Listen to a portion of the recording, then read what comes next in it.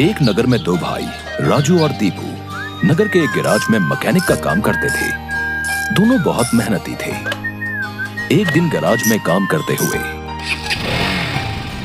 भाई मैं सोच रहा था अगर हम ऐसे ही काम करते रहे तो एक दिन अपना एक गैराज खोल लेंगे और फिर जल्दी ही दूसरा और फिर तीसरा और जल्दी ही हर शहर में अपना एक गैराज होगा। ये कहने के बाद दोनों राजू और दीपू अपना काम बंद करके मुस्कुराते हुए ऊपर की ओर देखते हुए अपने ख्यालों में खो जाते हैं। सपने में राजू और दीपू अपने नए गैराज के उद्घाटन की रिबन काट रहे हैं। तभी पीछे से उसकी पीठ पर कोई धक्का देता है और दोनों घबरा के सपने से बाहर आते हैं। राजू के बगल में उसकी गैराज का मालिक, ग्रे शर्ट, काले पैंट, सिमटे हुए बाल और आंखों पे चश्मा। तुम दोनों से एक काम सही से नहीं होता। कल एक गाड़ी तुम लोगों ने बना के दी थी, ग्राहक का फोन आया था, उनकी गाड़ी से धुआं निकल रहा है और रास्ते में बंद हो गई है। ये 1 महीने में तुम्हारी 8वीं शिकायत है। मैं तुम दोनों को अभी काम से निकालता हूँ, निकल जाओ मेरे गैराज से। मालिक, पर यह भी तो हो सकता है उसकी गाड़ी खराब हो। हमने तो ठीक से ही काम किया था। खराब गाड़ियों को ठीक करना ही हमारा काम है, निकल जाओ यहाँ से। और मालिक दोनों को धक्के मार के बाहर निकाल देता है। राजू और दीपू अपने छोटे से कमरे की बिस्तर पर हैं। सामने की दीवार पर विष्णु भगवान की तस्वीर टंगी है। दीपू राजू से, भाई हम हर जगह मन लगा के काम करते हैं, फिर भी हमें हर जगह से निकाल दिया जाता है। किसी को हमारी कद्र ही नहीं। हाँ भाई, यहाँ किसी को हमारी कद्र नहीं है। चल किसी दूसरी जगह जाते हैं, वहाँ शायद हमारी कीमत हो। भाई पर हम वहाँ करेंगे क्या?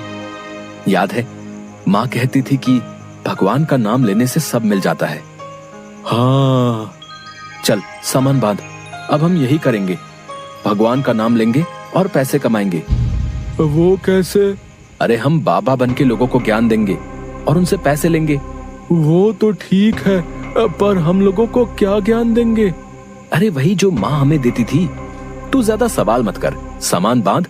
हम राजा सूर्यदेव के चंपक नगर जा रहे हैं। चंपक नगर में राजू और दीपू गेरुए धोती और गेरुई शॉल में, कंधे तक बाल, गले में रुद्राक्ष की माला, पैरों में खड़ाऊ, कंधे पे लटकी मटमैली गठरी, कलाइयों में बंधी रुद्राक्ष की माला, एक बड़े बरगद के पेड़ के नीचे बने चबूतरे के सामने। ये राजा सूर्यदेव का चंपक नगर है, हम यहीं से शुरू करेंगे।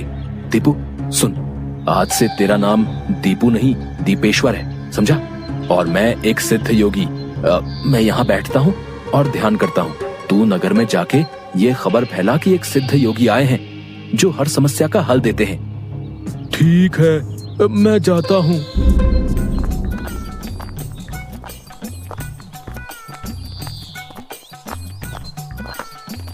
भाई हमारे सिद्ध बाबा जी के लिए कुछ दान दो। ये कौन से बाबा हैं और कहाँ हैं? बड़े सिद्ध बाबा हैं, उनके पास हर समस्या का हल है। नगर के बाहर जो बड़ा बरगद का पेड़ है ना, वहाँ ठहरे हुए हैं। अगर तुम्हें कोई समस्या हो तो उनसे जाके मिल लो, वो तुम्हें हल जरूर बताएंगे। पर हाँ, दान के लिए कुछ लेकर जरूर आना। हाँ, मैं जरूर आऊंगा। औरों को भी बता दो, पूरे नगर का भला हो जाएगा। जरूर बाबा जी, जरूर। राजू पेड़ के नीचे ध्यान में बैठा हुआ है और दीपू थैले में सामान लेके उसके पास जाता है। मैंने नगर में खबर फैला दी है, जल्दी ही लोग यहाँ आते होंगे, तुम तैयार रहो। मैं तो कब से तैयार हूँ, देखते हैं क्या होता है। राजू फिर से ध्यान में बैठ जाता है। तभी नगर के लोग वहाँ आने लगते हैं और हाथ जोड़ के नीचे बैठे हैं। बाबा, हमारा काम नहीं चल रहा, कृपा करें। आप जो भी दान के लिए लाए हैं बाबा के चरणों में रखें और बाबा से गुरु मंत्र लें।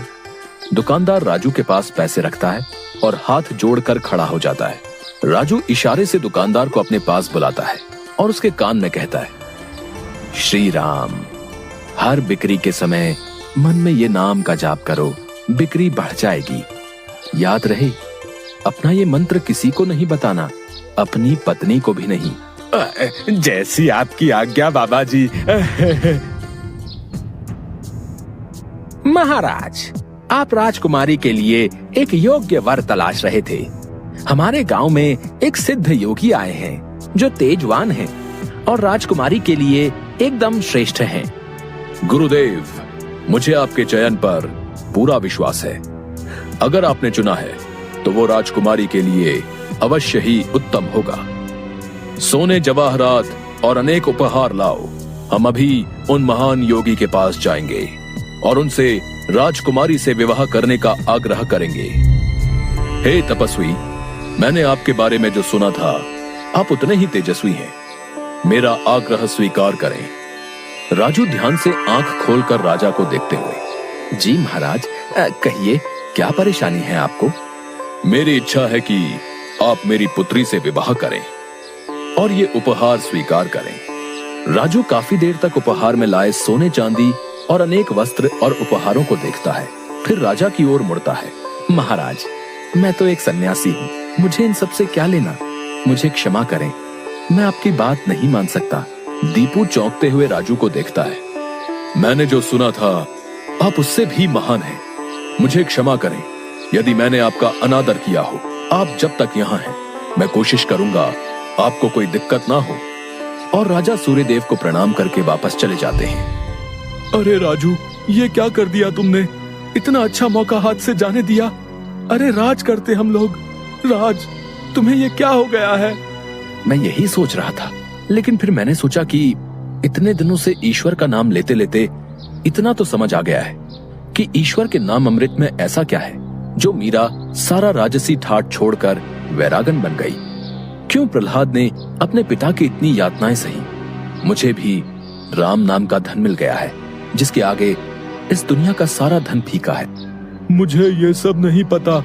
हम यहाँ पैसे कमाने आए थे, ना कि साधु बनने। मैं चला, मैं अकेले ही सब संभाल लूंगा। तुम्हें जो ठीक लगे करो, पर अगर किसी मुसीबत में फंस जाओ, पूरी श्रद्धा से ईश्वर का नाम लेना, तुम्हारी मुसीबत दूर हो जाएगी। तुम्हारा दिमाग खराब हो गया है। इतनी आसानी से मुसीबत दूर होती तो सभी खुश होते। राजू बस उसे देखकर मुस्कुराता है और ध्यान में बैठ जाता है। दीपू अपनी पोटली उठा के गांव में चल देता है। क्यों भाई, कैसा चल रहा है? हाँ भाई, सब बढ़िया है और अब घर में सुख शांति भी है। ये भी बेवकूफ बन गया। राजू है तो चालाक। उसने ऐसी युक्ति की कि कोई उस पर सवाल नहीं उठा सकता। कुछ राशन दान करो। जरूर। दुकानदार राजू के थैले में चावल डालने जाता है। तभी दीपू, ये क्या दे रहे हो? इतनी मिठाइयाँ और मेवे तुम्हारी दुकान में है और तुम ये कच्चे चावल दे रहे हो? इनमें से कुछ दो। पर बाबा तो ये सब नहीं कहते। तुम्हें क्या करना है? जितना कह रहा हूँ वो करो। दीपू आगे जाता है और जोहरी की दुकान में दुकानदार से, और भाई जोहरी, कैसी चल रही है दुकानदारी? बाबा की कृपा से सब बढ़िया चल रहा है। कहिए क्या सेवा करूं? बाबा के लिए कुछ दान दो। इससे पहले कि इन्हें मेरी असलियत पता चले, इनसे तगड़ा दान लेके गांव से गायब हो जाऊंगा। फिर ये लोग राजू के पीछे पड़ेंगे तो उसे समझ आएगा। बाबा के लिए कुछ दान दो। जौहरी पैसे निकाल कर देने लगता है। अरे ये क्या भीख दे रहे हो? बाबा की कृपा से तुम्हारी दुकान चल रही है। इतने सारे जवाहरात हैं, इनमें से दो, कुछ कीमती सा। जितना दोगे उससे ज्यादा मिलेगा। ये बाबा को क्या हो गया है? कोई नहीं, बाबा को देने से मेरा क्या घटेगा। जौहरी एक सोने की हार दीपू को दे देता है। ये लीजिए बाबा। अच्छा धन बटोर लिया है मैंने। इससे काफी दिनों तक काम चल जाएगा। बड़ी भूख लग गई है, कुछ मिठाइयाँ खा लूं। दीपू एक पेड़ के नीचे बैठ के मिठाइयाँ खाने लगता है। तभी वहाँ 4 डाकू, चेहरे पे नकाब, काले कपड़े और हाथ में छुरी लेकर आ जाते हैं। जो कुछ भी है वो हमें दे दो, नहीं तो हम तुम्हें मार डालेंगे। दीपू डर से अपनी पोटली उन्हें दे देता है।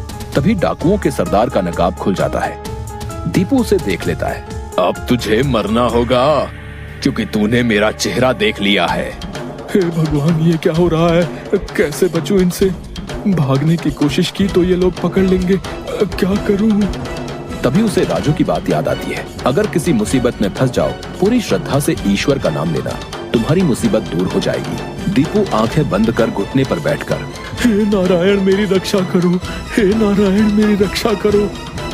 डाकू का सरदार दीपू को उठाकर, सुन, राजा के सिपाही हमारी ओर आ रहे हैं, इसलिए तुझे छोड़ रहे हैं। अगर तूने किसी को हमारे बारे में बताने की कोशिश की तो तुझे जिंदा नहीं छोड़ेंगे। ये ले अपनी पोटली। डाकू भाग जाते हैं।